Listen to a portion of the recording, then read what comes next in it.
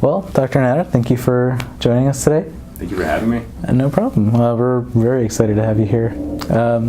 So, just quickly here, just a quick introduction. My name is Johnny. I work for BoardVitals. I'm sort of a designer, illustrator here in-house in the in-house team. Mm-hmm. Can you talk a little bit about what you do?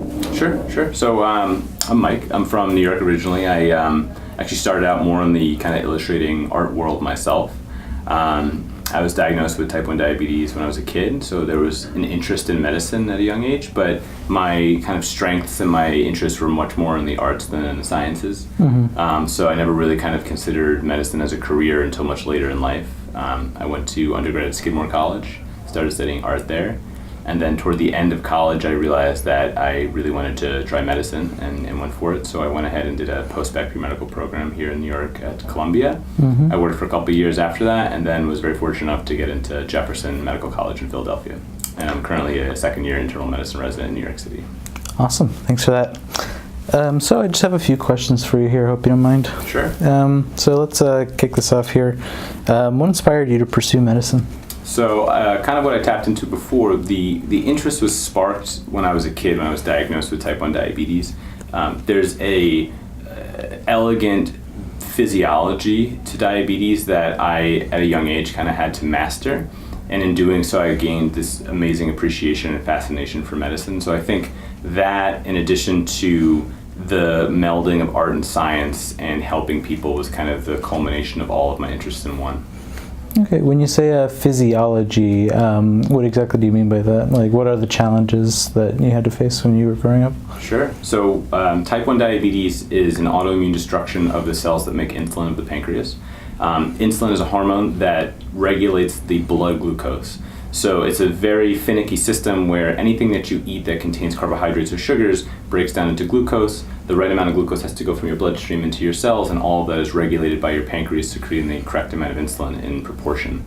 So as a young kid, I was having to test my blood sugar, seeing where it was at, measuring my carbohydrates, taking insulin injections, and measuring basically all of that while dealing with things like stress and school and exercise and those types of things, which can all kind of fluctuate your blood glucose in different ways. Oh, very interesting.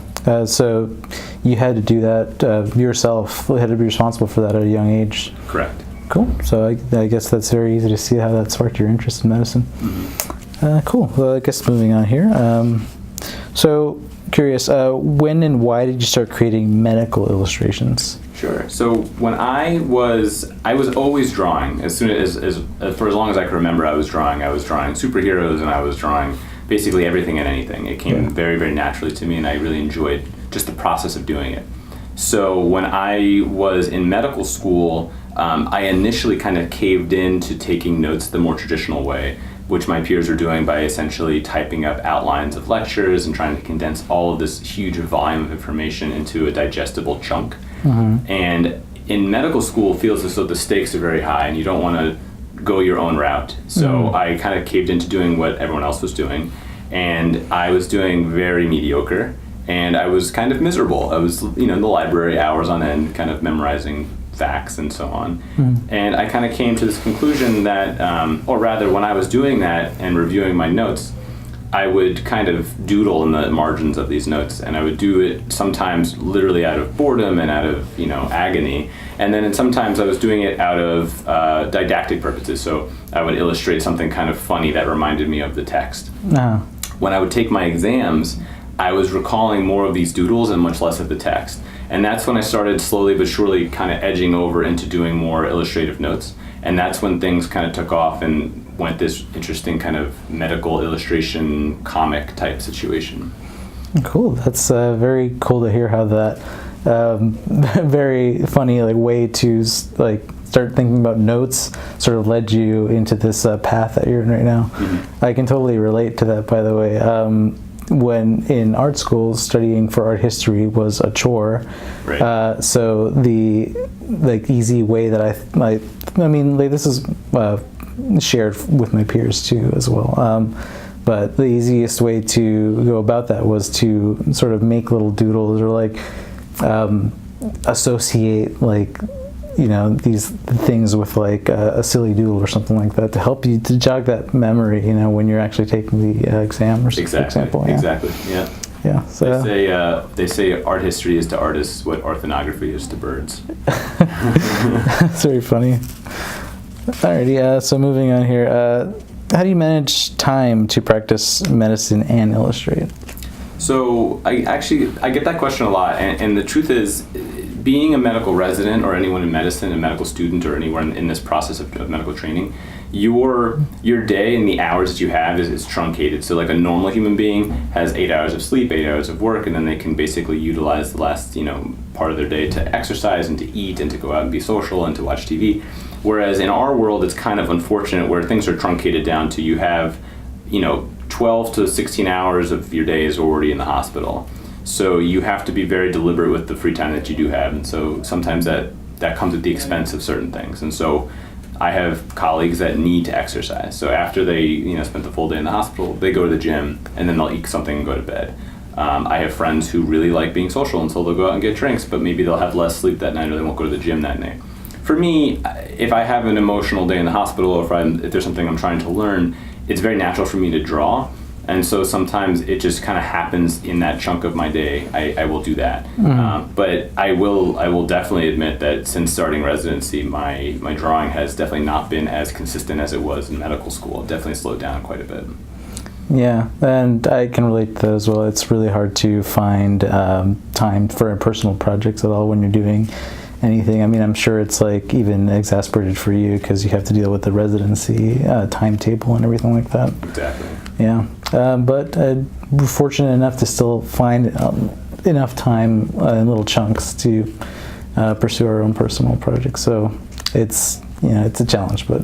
Do you find that because for your profession you do illustration that you do less so of the illustration for yourself because it feels like work, or do you still find time to do your own stuff? So I haven't really focused on personal projects at all, admittedly, in like maybe the past year or so. Mm-hmm. I am looking to, try to effecate my schedule a little bit more to find time for that. It is still really hard. The extra time that I do find myself taking to illustrate is most often for work too. So regrettably, I'm not sure quite like what the timing stresses are for someone in a residency program, mm-hmm. But there's a funny saying in the graphic designer world that designers don't sleep, they just work. Well, right. Yeah. I think it's relatable. Yeah. All right, cool. So let's move on here. Do you believe studying art can help medical students become better doctors? Yes, absolutely. Yeah. So oftentimes my colleagues will say, oh, I wish I could draw well so that I could also study the way that you study. And I always tell them that it has nothing to do with the product because it's the process you're taking. So even if your stick figures or whatever you end up drawing looks terrible at the end of the day, you can ball that up and you can throw it away because the part of it that's meaningful is that process that you take, the mindset that you did, especially if you're doing something like a comic with something humorous or a doodle that has some kind of plot to it, because that will stick. And in sticking, you'll be able to retain the information. All right. Do you recommend doodling or drawing to facilitate studying to your peers? Absolutely, all the time. I think certain topics are less intuitive to depict visually, mm-hmm. But anything that can be depicted visually, I think, is excellent. I think the hurdle to get over is trying not to overly render something and make it this beautiful piece of art. I mean, that's great if the time is there, but mm-hmm. Is understanding that the visual depiction of it is really what's going to be kind of plopped into your hippocampus and not so much, you're not going to put this framed on your wall necessarily. Right, yeah. So the doodling aspect is not necessarily for a finished product or anything like that. It's more for the cognitive association that comes with it. Exactly. That's very interesting to think about.